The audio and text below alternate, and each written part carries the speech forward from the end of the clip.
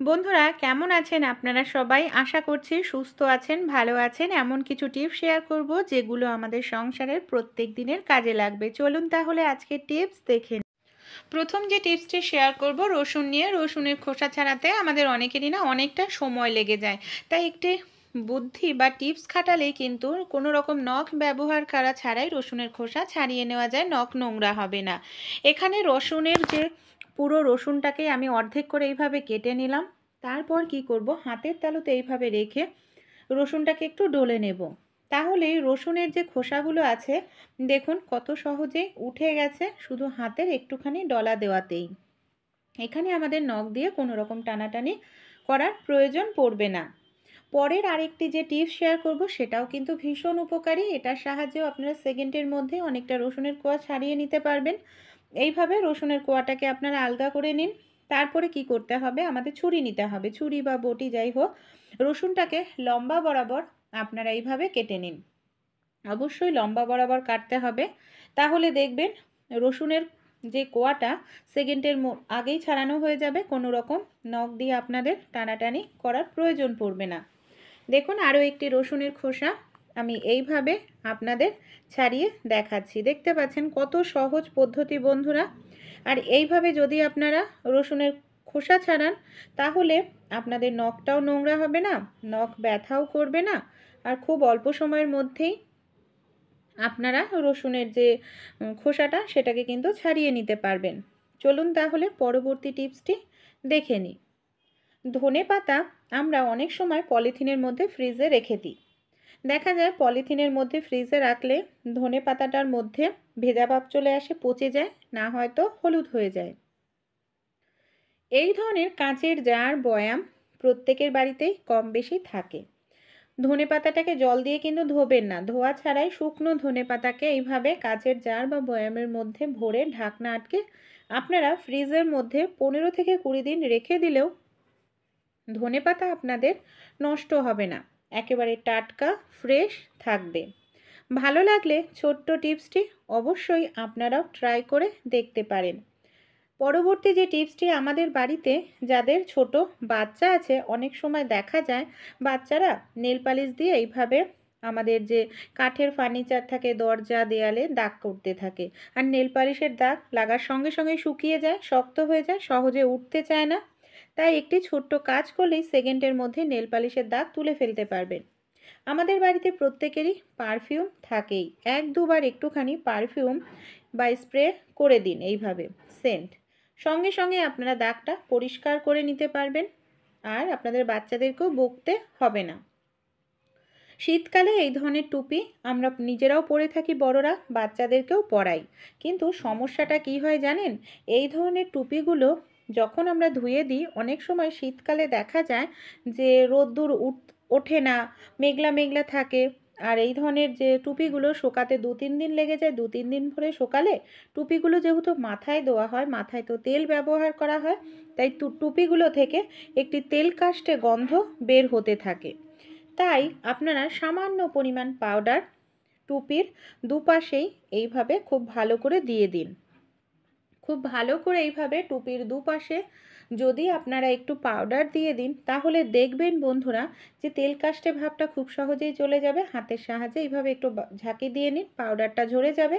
এমনকি টুপিটা আপনারা পরলে কোনো রকম গন্ধ অনুভব করবেন না।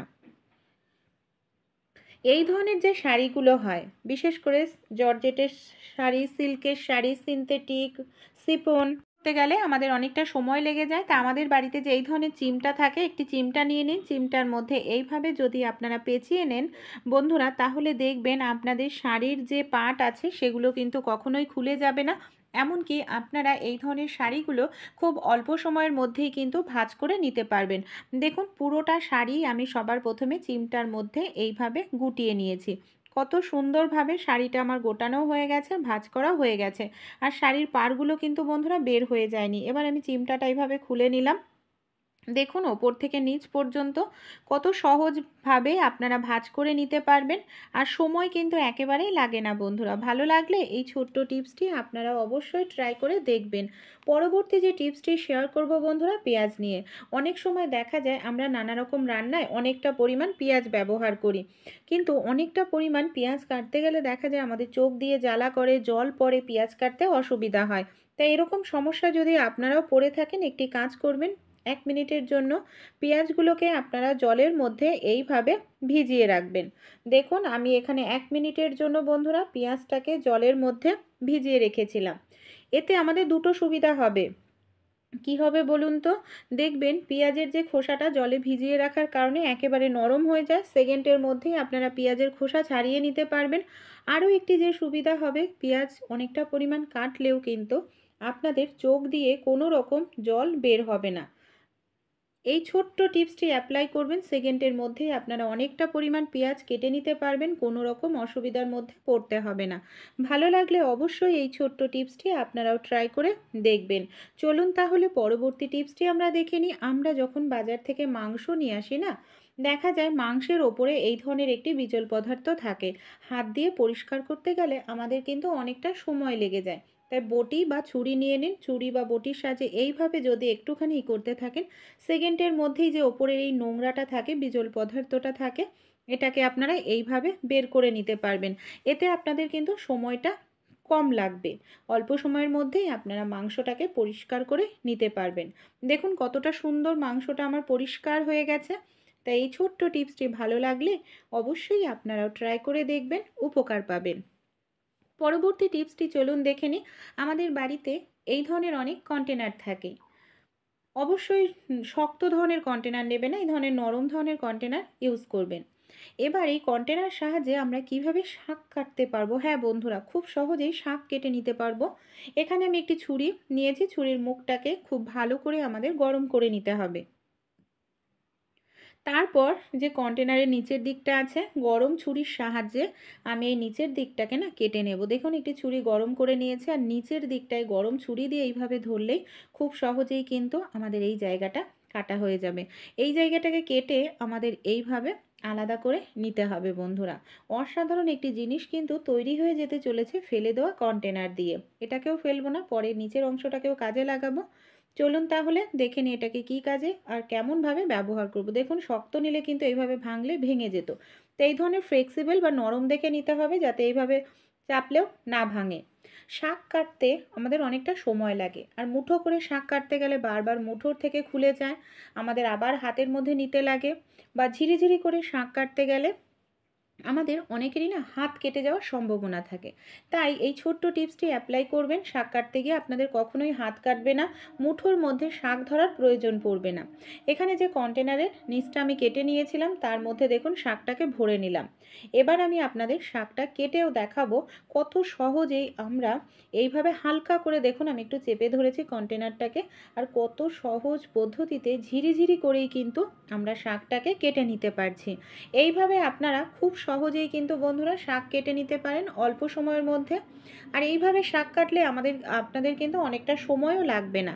এইভাবে যখন সামনের অংশ কাটা হয়ে যাবে, পেছনের দিকটা আবার একটু টানতে থাকবেন, তাহলেই খুব সহজেই শাক কাটতে পারবেন ঝিরিঝিরি করে। আর যারা নতুন গৃহিণী, অনেক সময় ঝিরিঝিরি করে শাক কাটতে গেলে আঙুল কেটে যায়, তারা এইভাবে শাক কাটবেন, আপনাদের আঙুল কাটবে না। আর যদি আপনাদের অল্প পরিমাণ শাক হয়, তাহলে আপনারা একটু চেপে ধরবেন, তাহলেও কিন্তু অল্প পরিমাণ শাকও খুব সহজেই কেটে নিতে পারবেন। ভালো লাগলে এই ছোট্ট টিপসটি আপনারাও অ্যাপ্লাই করে দেখবেন বন্ধুরা।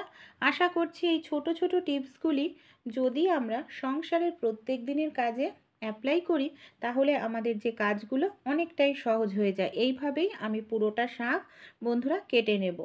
দেখুন তাহলে আমার এখানে পুরোটা শাক এইভাবেই আমি কেটে নিয়েছি। আইডিয়াটি ভালো লাগলে অবশ্যই শেয়ার করবেন। চলুন তাহলে পরবর্তী যে পদ্ধতিটি আছে দেখে নিই। শীতকালে বন্ধুরা অনেক সময় আমরা পেঁয়াজ অনেকটা পরিমাণ ঘরে এনে রেখে দিই। দেখা যায় এই যে পেঁয়াজগুলো ঘরে এনে রেখে দিই না, পেঁয়াজগুলোর মানে পাতা বের হতে থাকে, এমনকি নিচের দিক দিয়েও না শেকড়গুলো ছড়িয়ে পড়ে। সেক্ষেত্রে পেঁয়াজগুলো আমাদের নষ্ট হয়, তরকারিতে দিলে খেতেও ভালো লাগে না। তাই আপনারা যদি শেকড়ের এই যে অংশটা সামান্য একটু পরিমাণ এইভাবে কেটে আলাদা করে নিন, দেখুন সামান্য পরিমাণ, তাহলে পেঁয়াজের পাতা বের হবে না। আরও একটি টিপ শেয়ার করব কিভাবে আমরা পেঁয়াজটাকে রাখলে পেঁয়াজটাকে 2 থেকে 3 মাস ঘরে রাখতে পারবো, সহজে নষ্ট হবে না। এর জন্য আমাদের কি করতে হবে, আমাদের প্রত্যেকের বাড়ি বন্ধুরা আমরা যখন ফল টল কিনে আনি এই ধরনের নেট পাই, এই ধরনের কোনো একটা নেট আপনারা নিয়ে নেবেন। তার মধ্যে আপনারা যদি পেঁয়াজটাকে ভরে 2 থেকে 3 মাসের জন্য রেখে দেন, দেখবেন আপনাদের পেঁয়াজ কিন্তু নষ্ট হবে না। পেঁয়াজের মধ্যে হাওয়া বাতাস লাগার কারণে পেঁয়াজটা ভালো থাকবে, পচবে না। ভালো লাগলে আপনারা অবশ্যই ট্রাই করে দেখবেন। পরবর্তী যে টিপসটি শেয়ার করব বন্ধুরা ভীষণ উপকারী। শীতকালে অনেকেরই এই সমস্যাটা খুব দেখা যায় শীতকালে না আমাদের অনেকেরই দাঁত ভীষণ যন্ত্রণা করতে থাকে, মাড়ি ফুলে যায়। তার জন্য এই টিপসটি ভীষণ উপকারী, অবশ্যই ট্রাই করে দেখতে পারেন। এখানে আমি কিছুটা পরিমাণ আদা নিয়ে নিয়েছি, এইভাবে গ্রেট করে নিলাম।